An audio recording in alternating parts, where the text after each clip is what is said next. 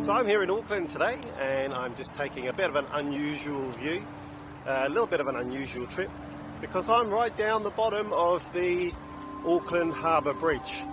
And you can see it's a very still day, it's a bit of a drizzly day, but it's some spectacular views here and a little bit of an unusual angle on Auckland. So that's me for today. Join me.